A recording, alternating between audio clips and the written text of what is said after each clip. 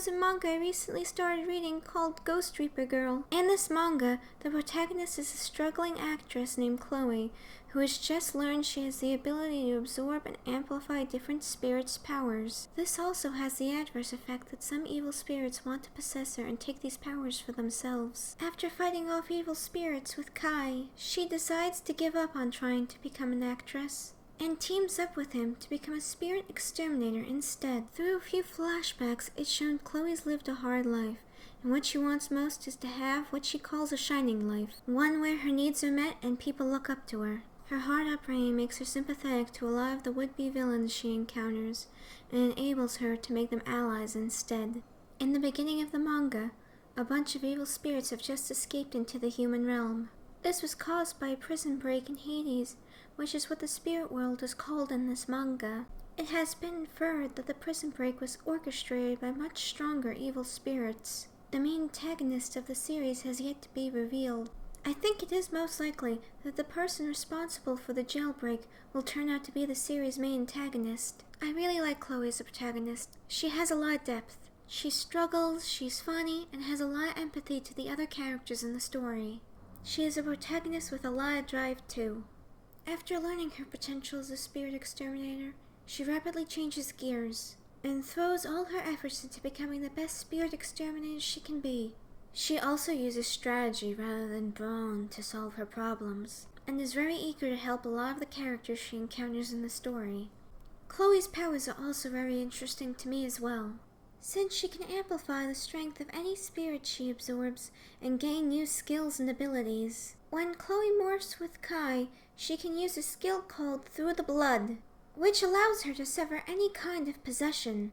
When Chloe morphs with Noelle, she gains increased speed, agility, and endurance.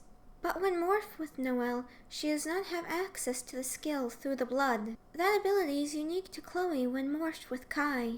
Thus far in the series, Chloe's only been able to morph with one spirit at a time. I hope as she develops better mastery over her powers, she can absorb 2 or more spirits at a time.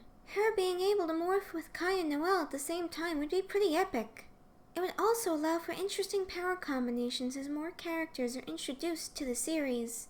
I really like the strength of Chloe's powers lay in their utility, not just raw power, which is the case in a lot of action manga, such as Naruto and Goku making increasingly bigger spirit bombs and Rasenguns. Chloe's age of 28 is an interesting change from the norm too. Most protagonists in shonen are teenagers, which is funny when you think most of their fan bases are actually in their 20s. If I had to classify this manga genre, I would say it's an action-adventure with supernatural themes and comedy.